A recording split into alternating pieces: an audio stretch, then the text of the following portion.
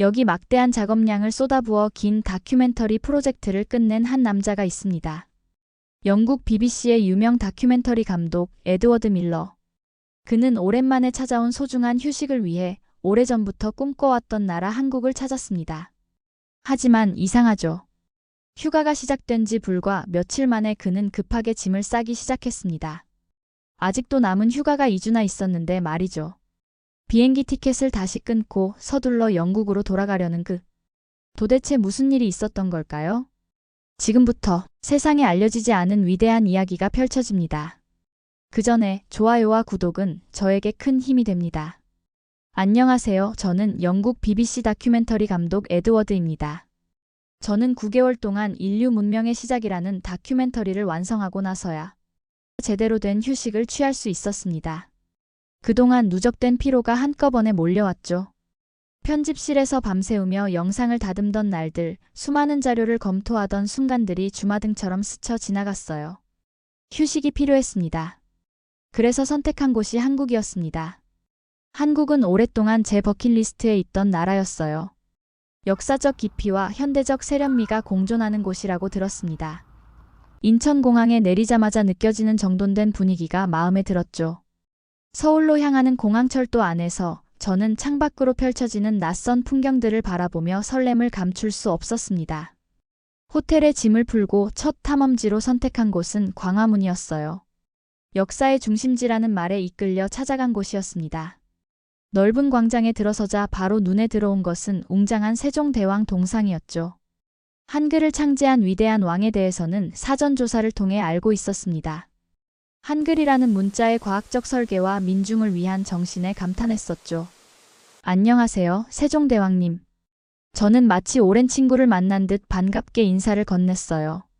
하지만 그 순간 제 시선 끝에 또 다른 동상이 들어왔습니다. 칼을 든 위험 있는 모습의 장군 동상이었죠. 분명 중요한 인물일 텐데 그 이름도 업적도 전혀 알지 못했습니다. 영국인인 제가 유럽 역사에는 해박하지만 아시아 역사에는 무지하다는 사실이 새삼 부끄럽게 느껴졌어요. 사람들이 그 동상 앞에서 사진을 찍고 경건한 표정으로 바라보는 모습이 인상적이었습니다. 분명 이 나라 사람들에게는 매우 중요한 인물인데 저는 그저 스쳐 지나갈 뿐이었죠. 누구지? 라는 의문만 남긴 채 저는 발걸음을 옮겼습니다. 서울의 저녁은 화려했어요. 네온사인과 불빛들이 도시를 수놓고 활기찬 사람들로 거리는 북적였습니다. 그 중에서도 제가 향한 곳은 종로의 한 한식당이었어요. 서울대학교 역사학과 박진우 교수와의 만남이 기다리고 있었죠. 박진우 교수는 제 전작 다큐멘터리의 열렬한 팬이라며 먼저 연락을 주셨던 분입니다. 한국에 방문한다는 소식을 들은 그가 직접 한국 음식을 소개해주겠다고 했어요. 식당에 들어서자 익숙치 않은 향신료의 향기가 코끝을 자극했습니다. 오랜만에 느끼는 새로운 문화의 첫 신호였죠. 박진우 교수는 예상했던 것보다 젊고 활기찬 사람이었습니다. 그의 영어는 유창했고 금방 대화의 흐름이 생겼어요. 한국은 어떤가요, 에드워드 씨? 박진우 교수가 물었습니다. 아직 하루밖에 되지 않았지만 놀랍도록 정돈된 도시라는 인상을 받았어요. 저는 솔직하게 대답했습니다. 그렇게 우리의 대화는 시작되었고 저는 오늘 본 광화문 광장에 대한 이야기를 꺼냈습니다. 세종대왕에 대한 찬사를 이야기하다가 문득 그 낯선 장군의 동상이 떠올랐죠. 그리고 이어지는 대화는 제 인생을 바꿀 만한 이야기의 시작점이 되었습니다. 그런데 박 교수님, 광화문에 있던 그 장군은 누구인가요? 칼을 들고 서 있는 분 말이에요. 박 교수의 표정이 순간 변했습니다. 놀란 듯하면서도 뭔가 깊은 이야기를 시작하려는 사람의 얼굴이었어요. 그리고 그 표정 뒤에는 제가 앞으로 듣게 될 놀라운 이야기가 기다리고 있었습니다. 그 장군이 누구냐고요? 박진우 교수는 잠시 놀란 표정을 지었습니다. 마치 제가 셰익스피어가 누구야? 라고 물은 것처럼 보였어요. 하지만 곧 이해하는 표정으로 바뀌었죠. 아, 그렇죠. 서양에서는 잘 모르실 수도 있겠네요. 박 교수는 와인잔을 들어 한 모금 마시고 이야기를 시작했습니다. 그분은 이순신 장군입니다. 한국 역사에서 가장 위대한 영웅 중 한 분이죠. 저는 솔직히 그 이름을 처음 들었어요. 한국 역사에 대한 제 지식은 한국전쟁과 현대사 정도에 국한되어 있었습니다. 언제 활동하신 분인가요? 16세기 후반 임진왜란 때의 해군 제독이었습니다. 당시 일본의 대규모 침략에 맞서 싸운 분이에요. 박 교수의 목소리에 자부심이 묻어났습니다. 아, 일본과의 전쟁이요? 흥미롭네요. 저는 관심을 보이며 귀를 기울였죠. 박 교수의 눈이 반짝였어요. 에드워드 씨, 영국인이니까 넬슨 제독에 대해 잘 아시겠죠? 물론이죠. 영국 해군의 영웅이니까요. 저는 즉각 대답했습니다. 그럼 이순신 장군을 이해하기 쉬울 겁니다. 하지만 박 교수가 잠시 말을 멈추었어요. 사실 이순신 장군은 넬슨보다 더 놀라운 업적을 남겼다고 해도 과언이 아닙니다. 저는 솔직히 그 말을 듣고 회의적이었습니다. 넬슨은 영국 해군사에서 최고의 영웅이었죠. 그게 가능할까요? 박 교수는 미소를 지으며 진지하게 말했습니다. 명량해전이라는 전투를 들어보셨나요? 이순신 장군은 단 12척의 배로 330척의 일본 함대를 상대했습니다.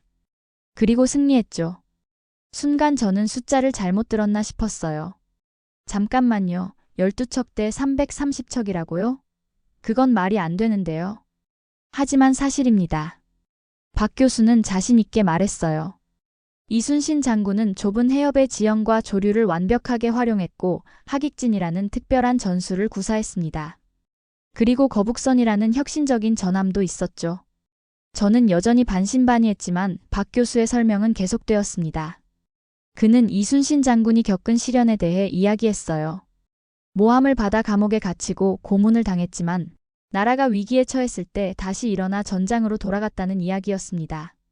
죽음을 앞두고도 내 죽음을 알리지 말라는 유언을 남기며 끝까지 싸웠죠. 병사들의 사기를 위해서였습니다.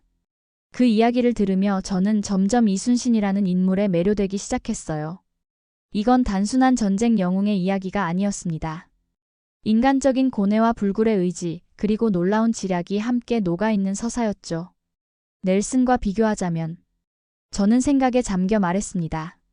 넬슨은 트라팔가 해전에서 27척으로 33척을 상대했어요. 그것도 대단하다고 여겨지는데 박 교수는 고개를 끄덕였습니다. 두 분 다 위대한 해군 지휘관이었죠. 하지만 이순신 장군은 서양에서 잘 알려지지 않았을 뿐입니다. 식사를 마치며 저는 박 교수에게 더 많은 질문을 쏟아냈어요. 그리고 이순신 장군에 대한 책이나 자료가 있는지 물었죠. 박 교수는 기꺼이 몇 가지 영어로 번역된 책을 추천해 주었습니다.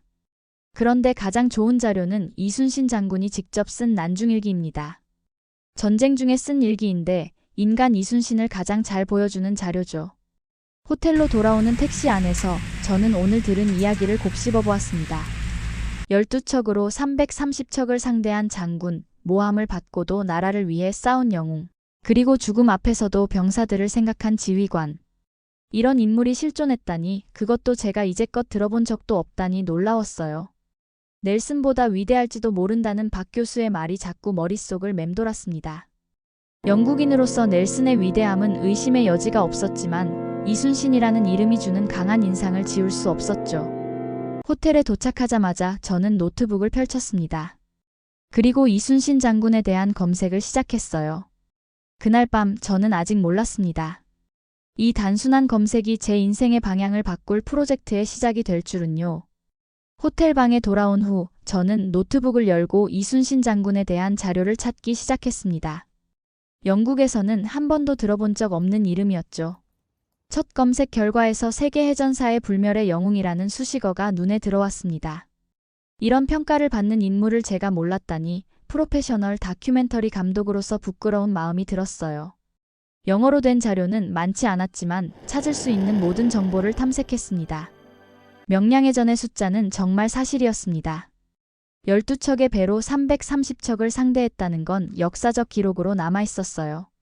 그리고 그 전투에서 이순신 장군은 단 한 척의 배도 잃지 않고 31척의 적함을 격침시켰다고 합니다. 이건 해전사에서 유례가 없는 기적 같은 승리였죠. 더 놀라운 것은 이순신 장군의 전체 전적이었습니다. 그는 임진왜란 동안 치른 모든 해전에서 패배한 적이 없었어요. 23전 23승. 완벽한 전적이었습니다. 넬슨도 이렇게 완벽한 전적을 가진 건 아니었죠. 이런 인물이 왜 서양 역사책에는 없었을까? 저는 방 안을 서성이며 중얼거렸습니다. 유럽 중심의 역사관이 이런 위대한 인물을 가려왔던 것일까요? 아니면 단순히 지리적 거리 때문이었을까요? 밤은 깊어갔지만 저는 계속해서 자료를 찾았어요. 이순신 장군이 남긴 난중일기의 영어 번역본 일부를 발견했습니다. 전쟁 중에도 매일 일기를 쓰며 자신의 생각과 감정을 기록했다는 것이 감동적이었어요. 특히 그의 일기에 담긴 인간적인 면모가 저를 사로잡았습니다.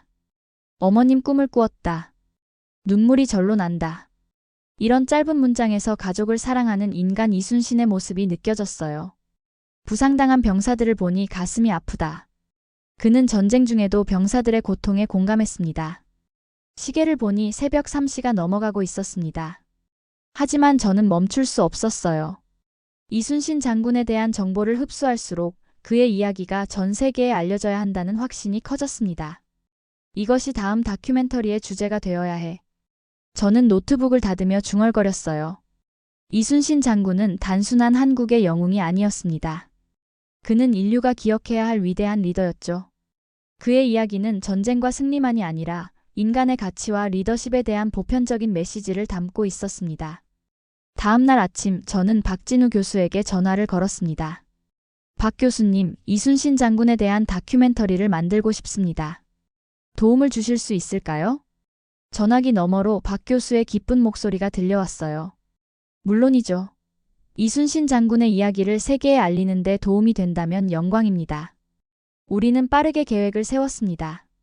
이순신 장군의 흔적을 따라가기 위해 통영으로 향하기로 했어요. 통영은 이순신 장군의 본영이 있었던 곳으로 그의 역사적 발자취를 가장 생생하게 느낄 수 있는 장소였습니다. 짐을 꾸리며 저는 이 낯선 여정이 가져올 변화를 상상했습니다. 영국에서는 알려지지 않은 영웅을 세계에 소개한다는 것, 그것은 다큐멘터리 감독으로서 가장 보람찬 일이 될 것이었죠. 창밖으로 서울의 아침이 밝아오고 있었습니다. 저는 짐을 모두 챙기고 호텔을 나섰어요. 이제 새로운 모험이 시작되는 순간이었습니다. 이순신 장군의 발자취를 따라가는 여정, 그리고 그 과정에서 변화할 저 자신의 시간이 기다리고 있었죠. 서울에서 통영까지의 여정은 한국의 다양한 풍경을 볼 수 있는 기회였습니다. KTX를 타고 달리는 동안 창밖으로 펼쳐지는 산과 들, 그리고 현대적인 도시들의 모습이 번갈아 나타났어요. 박진우 교수는 열정적인 가이드였습니다. 지나가는 지역마다 역사적 의미와 문화적 배경을 설명해 주었죠. 이순신 장군은 전라도 출신이었지만 통영은 그의 본영이 있던 곳입니다. 당시 이름은 통제영이었죠. 박 교수의 설명이 이어졌어요.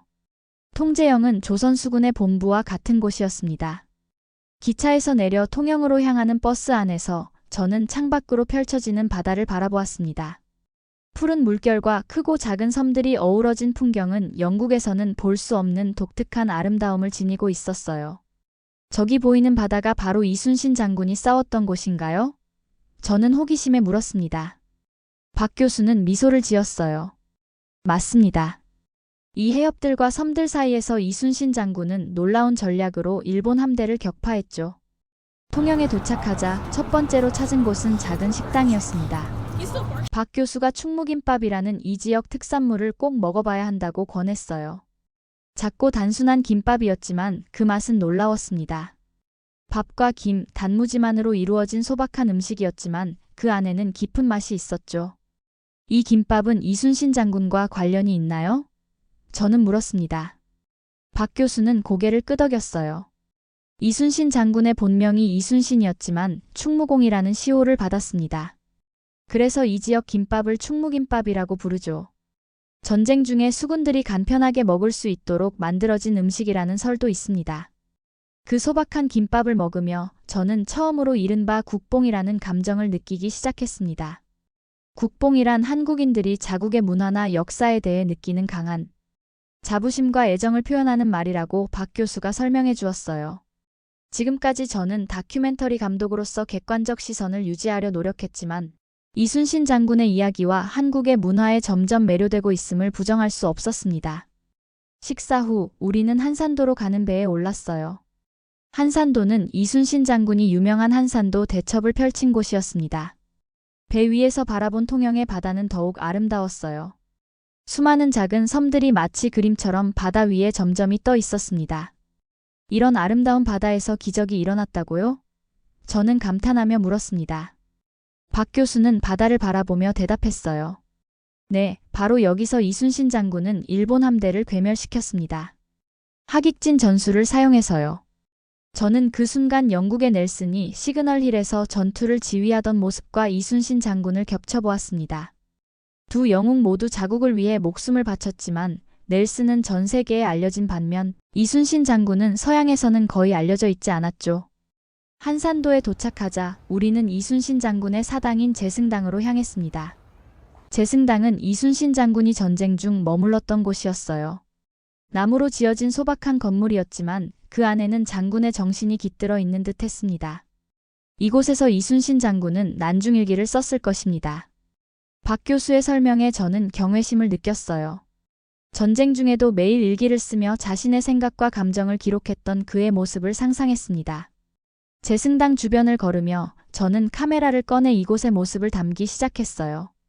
이순신 장군의 다큐멘터리를 만들기 위한 첫 발걸음이었습니다. 바다가 내려다 보이는 언덕에 서서 저는 400년 전 이곳에서 일어났던 전투를 상상해 보았습니다. 이순신 장군이 이곳에서 전투를 지켜보았을까요? 저는 물었습니다. 박 교수가 고개를 끄덕였어요. 아마도요. 이곳에서 그는 전체 전장을 내려다보며 전략을 세웠을 겁니다. 그날 저녁 통영의 작은 숙소에서 저는 촬영한 영상들을 검토하며 메모를 정리했습니다. 이순신 장군의 이야기는 단순한 전쟁 영웅의 이야기가 아니었어요. 그것은 인간의 의지와 지혜, 그리고 희생에 대한 이야기였습니다. 영국인인 저조차도 그의 이야기에 감동받았는데 이것이 세계에 알려지면 어떤 반응이 있을지 상상하니 설렜습니다. 창밖으로 보이는 통영의 밤바다를 바라보며 저는 내일 있을 더 깊은 탐험을 기대했습니다. 이순신 장군의 전략과 리더십을 이해하는 것, 그것이 다음 단계였습니다. 하지만 이순신 장군은 이런 일본의 전술을 정확히 간파했습니다. 하객진 대형은 일본 함대가 중앙으로 들어오게 유도한 뒤 양쪽에서 포위하여 포격을 집중하는 방식이었죠. 조선 수군은 백병전을 피하고 화포의 사거리를 활용하는 데 집중했어요. 저는 그 설명을 들으며 감탄했습니다. 그것은 단순한 무용담이 아니라 과학적 사고네요. 정확합니다. 박 교수가 고개를 끄덕였어요. 이순신 장군은 조류와 바람의 방향까지 계산해 넣었습니다. 그는 자연을 아군으로 만드는 방법을 알고 있었죠. 다음으로 우리는 거북선 모형 앞에 섰습니다. 철갑으로 덮인 독특한 배였어요. 등에는 송곳 같은 가시가 촘촘히 박혀 있었습니다. 이것이 유명한 거북선인가요?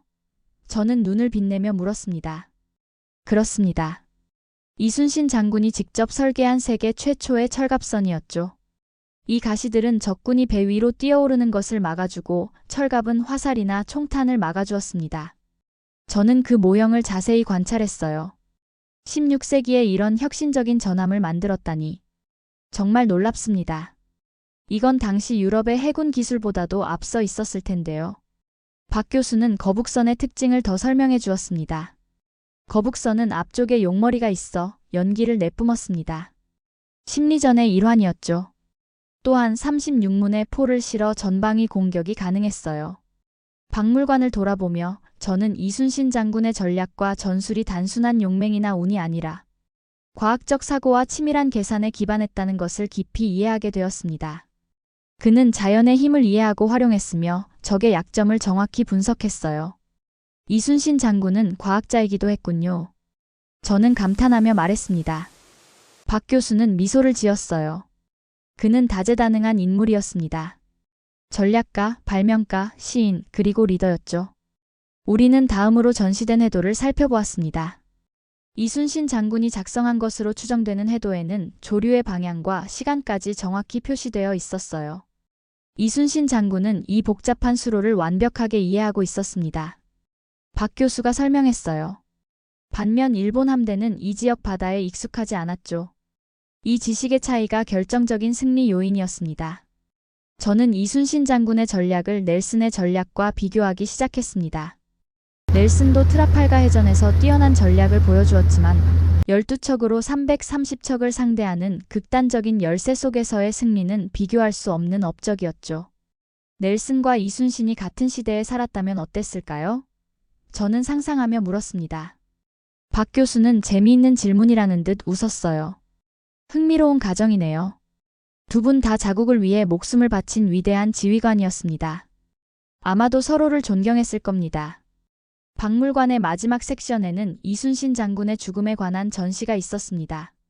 노량해전에서 승리를 눈앞에 두고 유탄에 맞아 전사한 순간이었어요. 내 죽음을 알리지 말라. 이순신 장군의 유명한 유언이 전시판에 적혀 있었습니다. 저는 잠시 침묵했어요. 그 말에 담긴 의미가 가슴에 와닿았습니다. 자신의 죽음이 병사들의 사기를 떨어뜨릴까 걱정한 장군의 마음이 느껴졌죠. 이것이 진정한 리더십이군요. 저는 감동하며 말했습니다. 박 교수는 고개를 끄덕였어요. 이순신 장군은 죽는 순간까지 자신보다 나라와 병사들을 먼저 생각했습니다. 박물관을 나오며 저는 깊은 생각에 잠겼습니다. 이순신 장군의 전략과 리더십은 400년이 지난 지금도 여전히 유효한 가치를 지니고 있었어요. 그의 이야기는 단순한 역사적 사실을 넘어 인류가 배워야 할 지혜를 담고 있었습니다. 바다를 바라보며 저는 이순신 장군이 그의 배 위에서 어떤 생각을 했을지 상상해 보았습니다. 수많은 적선을 앞에 두고 그는 두려움이 아닌 냉철한 전략과 굳은 의지로 대응했을 거예요. 다음은 난중일기를 더 자세히 알아보고 싶습니다. 저는 박 교수에게 말했어요. 이순신 장군의 내면을 이해하고 싶습니다. 박 교수는 미소를 지으며 동의했습니다. 좋은 생각입니다. 난중일기는 이순신 장군의 인간적인 면모를 가장 잘 보여주는 자료니까요. 우리는 재승당으로 향했습니다. 이순신 장군이 일기를 쓰며 전략을 구상했던 그곳에서 저는 그의 내면 세계를 더 깊이 이해하게 될 것이라는 기대감에 가슴이 뛰었습니다. 재승당에 도착하자 햇살이 나무바닥에 따스하게 내리쬐고 있었습니다. 이곳은 이순신 장군이 전쟁 중에 머물렀던 지휘소였어요. 소박하지만 장엄한 분위기가 공간을 채우고 있었습니다. 이곳에서 이순신 장군은 난중일기를 썼을 겁니다. 박진우 교수가 말했어요. 조선시대 무인이 일기를 쓴다는 것은 매우 이례적인 일이었죠. 저는 재승당 내부를 천천히 둘러보았습니다. 이순신 장군이 앉아서 일기를 쓰고 전략을 구상하고 명령을 내렸을 자리를 상상했어요. 그 시간과 공간을 초월한 연결감이 저를 압도했습니다. 난중일기의 영어 번역본을 구해왔습니다. 박 교수가 책을 건네주었어요. 원문의 느낌을 완벽히 전달하긴 어렵지만 이순신 장군의 생각을 이해하는 데 도움이 될 겁니다. 저는 감사히 책을 받아들고 재승당의 툇마루에 앉았습니다. 바다가 내려다 보이는 그 자리에서 난중일기를 펼쳤어요. 이순신 장군의 육성을 듣는 듯한 느낌이었습니다. 1592년 6월 16일 맑음. 우수영으로 출항했다. 그러나 바람이 강하게 불어 돌아왔다. 간결한 문체였지만 그 안에는 깊은 의미가 담겨 있었습니다. 나는 페이지를 넘겼어요. 어머님의 꿈을 꾸었다. 일어나서 눈물을 흘렸다. 이 짧은 문장에서 저는 강인한 장군의 또 다른 면모를 보았습니다. 어머니를 그리워하는 한 인간으로서의 이순신이었어요. 전쟁 중에도 그의 마음속에는 가족에 대한 사랑이 자리 잡고 있었습니다. 박 교수님, 이순신 장군은 가족에 대한 이야기를 많이 남겼나요? 저는 궁금해서 물었습니다. 박 교수는 고개를 끄덕였어요. 네, 특히 어머니에 대한 사랑이 깊었습니다. 전쟁 중에 어머니가 돌아가셨을 때 그는 허락을 받지 못해 장례식에도 참석하지 못했죠. 그 아픔이 일기에 고스란히 담겨 있습니다. 저는 더 많은 페이지를 넘겼어요. 이순신 장군은 날씨, 전투 상황, 군량미 문제, 병사들의 상태 등을 꼼꼼히 기록했습니다. 특히 병사들에 대한 걱정이 자주 등장했어요. 부상당한 병사들을 보니 마음이 아프다. 약을 내려 치료하게 했다. 이것이 진정한 지휘관의 모습입니다. 저는 감동하며 말했어요. 자신의 승리나 영광보다 병사들의 안위를 먼저 생각하는 리더십이죠. 박 교수는 미소 지었습니다. 이순신 장군은 병사들을 자신의 자식처럼 여겼다고 합니다. 그래서 병사들도 그를 따랐죠. 계속해서 일기를 읽으며 저는 이순신 장군의 또 다른 면모를 발견했습니다. 그는 자연을 사랑하는 시인 같은 감성을 지니고 있었어요. 달빛이 물결 위에 비치니 마음이 맑아진다. 전쟁의 한복판에서도 그는 자연의 아름다움을 느끼고 기록할 줄 알았습니다. 이런 섬세한 감성이 뛰어난 전략가의 내면에 함께 있다는 것이 놀라웠어요. 장군은 시도 많이 남겼다고 들었습니다. 저는 박 교수에게 말했습니다. 맞습니다. 이순신 장군은 뛰어난 문장가이기도 했어요. 특히 한산도가라는 시는 출전을 앞둔 그의 심정을 잘 표현한 작품입니다. 박 교수는 한산도가의 한 구절을 암송해 주었습니다. 그리고 영어로 번역해 주었어요. 한산섬달 밝은 밤에 홀로 앉아 탄식하다. 어느 곳에 진정 내 마음을 알아줄 이 있을까? 전쟁의 무게를 홀로 짊어진 장군의 고독감이 느껴졌습니다. 저는 잠시 침묵했어요. 그 고독한 리더의 모습이 마음에 깊이 와닿았습니다. 이순신 장군은 왕에게 모함을 받아 고문을 당하고 직위를 박탈당했다고 들었습니다. 저는 그 고난의 시기에 대해 물었어요. 박 교수는 고개를 끄덕였습니다. 네, 정치적 음모에 휘말려 투옥되고 고문을 당했죠. 하지만 그의 일기에는 원망보다는 나라를 걱정하는 마음이 더 크게 담겨 있습니다. 저는 해당 시기의 일기를 펼쳤어요. 옥에 갇혀 있으나 나라의 위기만이 걱정된다. 개인적 고통보다 나라의 안위를 먼저 생각하는 그의 모습에 눈물이 차올랐습니다. 리더란 이런 사람이구나. 저는 중얼거렸어요. 난중일기를 읽으며 저는 이순신 장군을 새롭게 이해하게 되었습니다. 그는 단순한 전쟁 영웅이 아니었어요. 가족을 사랑하고 부하를 아끼며 자연의 아름다움에 감동하고 나라를 위해 자신을 바친 온전한 인간이었습니다. 저는 일기를 덮고 깊은 숨을 내쉬었어요. 이 이야기는 전 세계에 알려져야 합니다. 단순한 승리의 서사가 아니라 인간 이순신의 이야기를요. 박 교수는 동의했습니다. 그의 리더십은 시대와 국경을 초월한 가치가 있습니다. 재승당을 나오며 저는 결심했습니다. 이순신 장군의 다큐멘터리는 단순한 해전사가 아닌 한 인간의 불굴의 의지와 숭고한 희생, 그리고 시대를 초월한 리더십에 관한 이야기가 되어야 했어요. 이것은 한국의 영웅 이야기가 아니라 인류가 기억해야 할 위대한 정신의 기록이 될 것이었습니다. 한국 촬영은 예산이 많이 들 텐데. 마이클은 여전히 망설이는 눈치였습니다. 저는 준비해온 자료들을 펼쳤어요. 통영에서 찍은 사진들, 난중일기 번역본, 이순신 장군의 전술을 설명하는 도표들. 한국 정부가 이런 프로젝트에 관심이 있다면 지원을 받을 수도 있습니다. 게다가 이순신 장군은 넬슨과 자연스럽게 비교할 수 있는 인물이니 영국 시청자들도 흥미롭게 볼 거예요. 마이클은 한참 생각에 잠겼다가 마침내 고개를 끄덕였습니다. 좋아, 에드워드. 위원회에 이 기획안을 제출해보자. 하지만 그들을 설득하려면 더 많은 준비가 필요할 거야. 그날부터 저는 미친 듯이 자료를 모으기 시작했어요. 영어로 된 이순신 장군 관련 책들과 논문들을 모두 읽었고 한국의 역사학자들과 연락을 주고받았습니다. 박진우 교수는 값진 자료들을 보내주었고 자문으로 참여하겠다고 약속했어요. 기획 발표일 저는 다소 떨리는 마음으로 BBC 위원회 앞에 섰습니다. 7명의 중역들이 저를 바라보고 있었어요. 이순신 장군은 한국의 영웅일 뿐만 아니라 세계 해전사에서 가장 뛰어난 지휘관 중 한 명입니다. 저는 발표를 시작했습니다. 그럼에도 서양에서는 거의 알려지지 않았죠. 이 다큐멘터리는 그 불균형을 바로잡는 작업이 될 것입니다. 위원들은 처음에는 의아한 표정이었지만 제가 준비한 영상들과 자료들을 보면서 점점 흥미를 보이기 시작했어요. 특히 명량해전의 수적 열세와 이순신 장군의 천재적인 전술에 관한 설명에 놀라움을 감추지 못했습니다. 우리는 항상 넬슨이 세계 최고의 해군 지휘관이라고 생각해왔습니다. 하지만 이순신 장군의 이야기는 우리의 그런 생각에 의문을 던지게 만듭니다. 이것이야말로 좋은 다큐멘터리가 해야 할 일 아닐까요? 저는 강조했어요. 발표가 끝나고 질문 시간이 이어졌습니다. 위원들은 다양한 질문을 던졌고 저는 준비한 자료들을 바탕으로 자신감 있게 대답했어요. 영국과 한국의 관계에 긍정적인 영향을 줄 수 있는 프로젝트로군요. 위원장이 마지막으로 말했습니다. 두 나라의 해군 역사를 연결시키는 흥미로운 접근법이네요. 일주일 후 좋은 소식이 왔습니다. 다큐멘터리 제작이 승인되었어요.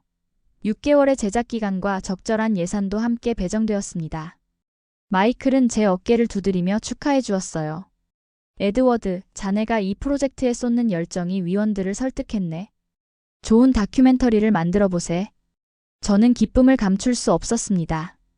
이순신 장군의 이야기를 세계에 알릴 수 있는 기회를 얻었으니까요. 게다가 한국문화체육관광부에서도 제작 지원 의사를 밝혀왔다는 소식이 전해졌습니다. 제작 준비가 시작되었어요. 촬영팀을 꾸리고 각본을 다듬고 일정을 조율하는 바쁜 나날이 이어졌습니다. 저는 이순신 장군에 관한 모든 것을 완벽하게 이해하고 싶었어요. 그의 전략, 그의 인간적 면모, 그리고 그의 시대적 배경까지. 작업실 벽에는 이순신 장군의 초상화를 붙여놓았습니다. 매일 아침 그 초상화를 보며 저는 다짐했어요. 당신의 이야기를 세계에 제대로 전하겠습니다. 사실 이 작업은 단순한 다큐멘터리 제작을 넘어선 의미가 있었습니다.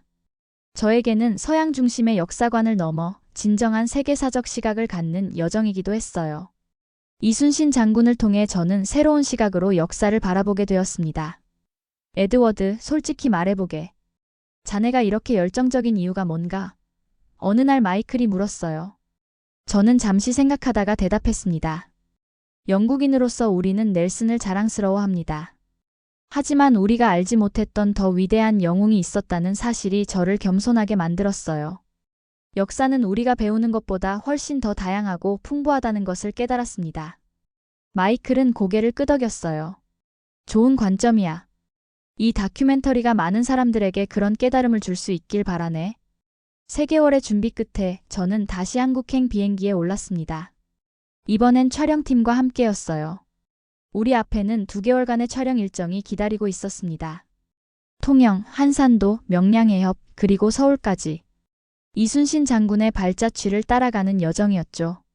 비행기 창밖으로 구름을 바라보며 저는 이 프로젝트가 제 커리어의 전환점이 될 것임을 직감했습니다. 그리고 그것은 단순한 직업적 성취를 넘어 한 위대한 인물에 대한 정당한 평가를 세계에 알리는 의미 있는 작업이 될 것이었어요. 한국에 다시 발을 디딘 순간 이전과는 다른 감정이 밀려왔습니다. 이제 저는 단순한 여행자가 아니라 이순신 장군의 이야기를 세계에 전할 사명을 가진 사람이었어요. 촬영팀과 함께 서울에 도착한 우리는 바로 준비 미팅을 가졌습니다. 박진우 교수는 역사 자문으로 함께했고 한국 측 촬영 스태프들도 합류했어요. 첫 미팅에서 저는 다큐멘터리의 방향성을 명확히 했습니다.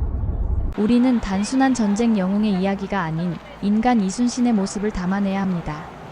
그의 전략적 천재성, 리더십, 그리고 내면의 고뇌까지요. 박 교수는 감동적인 표정으로 말했어요. 에드워드 씨, 영국인 감독이 이순신 장군에 대한 다큐멘터리를 만든다는 사실 자체가 이미 역사적입니다. 첫 촬영은 광화문 광장에서 시작되었습니다. 이순신 장군 동상 앞에 서서 저는 처음 이곳을 방문했던 순간을 회상했어요. 처음에는 그저 낯선 장군의 동상이었지만 지금은 깊은 존경심을 느끼는 인물이 되었습니다. 여기서 모든 것이 시작되었죠. 저는 카메라를 향해 말했습니다. 한 영국인 다큐멘터리 감독이 우연히 마주한 동상. 그리고 그 뒤에 숨겨진 놀라운 이야기를 발견하게 된 여정. 촬영은 이순신 장군의 발자취를 따라 진행되었어요. 통영의 제승당, 한산도, 명량해협까지. 각 장소마다 이순신 장군의 이야기가 생생하게 살아났습니다. 명량해협에서의 촬영은 특히 인상적이었어요. 좁은 해협에 서서 저는 12척의 배로 330척을 상대했던 그 불가능한 전투를 상상해 보았습니다. 조류의 흐름, 바람의 방향, 그리고 해협의 지형을 직접 확인하면서 이순신 장군의 전략적 천재성을 다시 한번 실감했죠. 이 해협의 조류는 시간당 최대 10노트에 이릅니다. 현지 해양 전문가가 설명해 주었어요. 이순신 장군은 이 자연의 힘을 완벽하게 이해하고 활용했습니다. 우리는 거북선 복원 모델을 타고 실제 해협을 항해하는 장면도 촬영했습니다. 제가 직접 거북선의 조타실에 서서 바다를 바라보는 순간 이순신 장군의 시선으로 세상을 잠시나마 바라볼 수 있었던 것 같았어요. 이 좁은 해협에서 운신의 폭이 크지 않습니다. 저는 카메라를 향해 말했어요. 하지만 이순신 장군은 이 제약을 역으로 활용했습니다. 적이 대형을 갖출 수 없게 만들어 수적 열세를 상쇄한 거죠. 다큐멘터리는 단순한 전투 장면 재현을 넘어 이순신 장군의 인간적 면모도 담아내야 했습니다. 우리는 난중일기의 구절들을 바탕으로 이순신 장군의 내면 세계를 표현하는 장면들도 촬영했어요. 어머니의 꿈을 꾸었다. 눈물이 절로 난다. 이 구절을 낭독하며 저는 강인한 장군의 또 다른 모습을 표현하려 했습니다. 촬영 중에 가장 감동적인 순간은 현재 이순신 장군의 후손들을 만났을 때였어요. 그들은 선조의 정신을 이어받아 조용히 자신의 삶을 살고 있었습니다. 우리 가문은 이순신 장군의 유훈을 따라 항상 겸손하게 살아왔습니다. 후손 중 한 분이 말씀하셨어요. 세계적인 다큐멘터리로 선조의 이야기가 알려진다니 감사할 따름입니다. 2개월의 촬영이 끝나갈 무렵 저는 마지막 장면을 위해 다시 광화문을 찾았습니다. 이순신 장군 동상 앞에 서서 저는 카메라를 향해 마지막 내레이션을 녹음했어요. 이순신은 한국의 영웅이 아닙니다. 그는 인류 모두가 기억해야 할 이름입니다. 그의 전략적 천재성, 불굴의 의지, 그리고 숭고한 희생정신은 시대와 국경을 초월한 가치를 지니고 있습니다. 동상을 올려다보며 저는 마음속으로 말했습니다. 이제 당신을 전 세계에 알릴 차례입니다. 영국으로 돌아와 편집 작업이 시작되었습니다. 수많은 영상들 중에서 가장 감동적이고 교육적인 장면들을 선별하는 작업이었어요. 6주 동안의 편집 끝에 마침내 다큐멘터리가 완성되었습니다. 바다의 신, 이순신 잊혀진 세계 최고의 해군. 지휘관이라는 제목의 이 다큐멘터리는 BBC 채널에서 첫 방송되었고 예상을 뛰어넘는 시청률을 기록했어요. 영국 시청자들은 이순신 장군의 이야기에 깊은 감동을 받았습니다. 넬슨보다 더 위대한 해군 지휘관이 있었다니 놀랍다. 왜 우리는 이런 위대한 인물에 대해 배우지 못했는가? 서양 중심의 역사관을 넘어서는 시각을 제공한 훌륭한 다큐멘터리. 이런 반응들이 쏟아졌고 다큐멘터리는 곧 다른 나라들에서도 방송되기 시작했어요. 미국, 프랑스, 독일, 호주 등 여러 나라에서 이순신 장군의 이야기가 알려지게 되었습니다. 한국에서의 반응은 더욱 뜨거웠어요. 영국인 감독이 이순신 장군의 위대함을 세계에 알렸다는 뉴스가 화제가 되었고 저는 여러 인터뷰 요청을 받았습니다. 다큐멘터리 방영 후 몇 달 뒤 저는 특별한 초대를 받았어요. 한국 정부가 주최하는 이순신 장군 추모제에 참석해달라는 요청이었습니다. 저는 영광스러운 마음으로 다시 한국을 찾았어요. 추모제에서 저는 짧은 연설을 했습니다. 이순신 장군을 알게 된 것은 제 인생의 전환점이었습니다. 그의 이야기는 단순한 역사적 사실을 넘어 오늘날 우리 모두에게 영감을 주는 보편적 가치를 담고 있습니다. 이제 그의 이름은 전 세계가 기억하게 될 것입니다. 행사가 끝난 후 저는 다시 광화문 이순신 동상 앞에 섰습니다.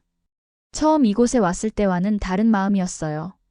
이제 이 동상은 단순한 낯선 장군이 아니라 깊은 존경심을 느끼는 인물이 되었습니다. 안녕하세요, 이순신 장군님. 저는 마치 오랜 친구에게 말하듯 인사했습니다. 당신의 이야기가 이제 세계로 퍼져나가고 있습니다. 영국으로 돌아가는 비행기 안에서 저는 창밖의 구름을 바라보며 생각했어요. 이 프로젝트는 단순한 다큐멘터리를 넘어 역사적 불균형을 바로잡는 작은 걸음이었습니다. 그리고 저에게는 아시아의 역사와 문화에 대한 새로운 시각을 준 소중한 여정이었죠. 다음 프로젝트는 무엇이 될까? 아마도 또 다른 잊혀진 영웅들의 이야기를 찾아 나서게 될 것 같습니다. 그것이 진정한 다큐멘터리 감독의 사명이 아닐까요? 알려지지 않은 진실을 찾아내고 그것을 세상과 나누는 것.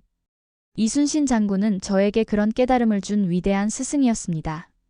그의 이름은 이제 한국을 넘어 인류의 역사에 당당히 새겨질 것입니다. 이순신은 한국의 영웅이 아니다. 인류 모두가 기억해야 할 이름이다. 이 말은 다큐멘터리의 마지막 내레이션이자 제 마음속에 영원히 남을 문장입니다.